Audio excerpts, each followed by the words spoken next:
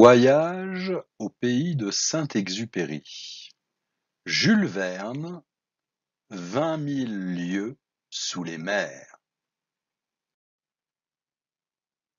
20 000 lieues sous les mers. En cette année 1866, une forte angoisse règne sur les océans. Un monstre marin effrayant a été signalé dans diverses mers par plusieurs navires. Une expédition s'organise à bord de la frégate américaine Abraham Lincoln. Elle a notamment à son bord le capitaine Farragut, le Canadien Ned Land, le fameux naturaliste français Aronnax du Muséum de Paris et son fidèle domestique.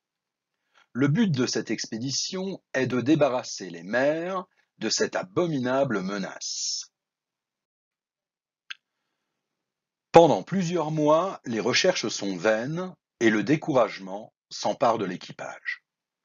Jusqu'à ce 5 novembre 1867, ce jour-là, Ned Land aperçoit le monstre, un narval gigantesque. Il se déplace à une telle vitesse que la frégate a beaucoup de mal à le suivre. Lorsque, enfin, elle réussit à l'approcher pour le harponner, l'animal aborde violemment le vaisseau. Celui-ci se retrouve presque entièrement submergé par une vague monumentale. Aronnax et le harponneur Ned Land sont précipités à la mer sous le choc. Ils parviennent à se réfugier sur le dos du monstre.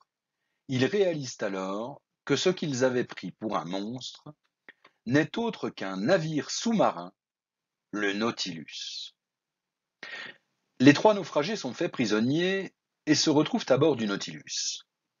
Ils font alors connaissance de ce mystérieux équipage et de son capitaine, Nemo, un personnage à l'attitude très énigmatique. Ils découvrent très vite que le capitaine Nemo, qui a conçu les plans du Nautilus, goûte très peu la fréquentation des humains. Il se refuse à leur rendre la liberté. Les 3 naufragés séjourneront près de 8 mois dans le Nautilus. Le capitaine Nemo finit par éprouver de l'estime pour le savant français. Il fait découvrir à ses hôtes les trésors de la bibliothèque et du musée du Nautilus et décide d'entreprendre un tour du monde des profondeurs océaniques.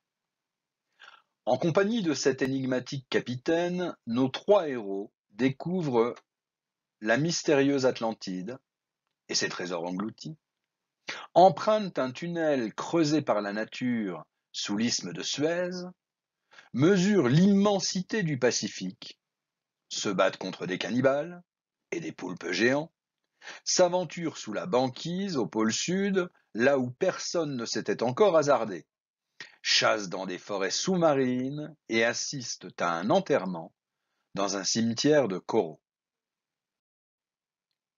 Fin, c'est la fin. Au revoir.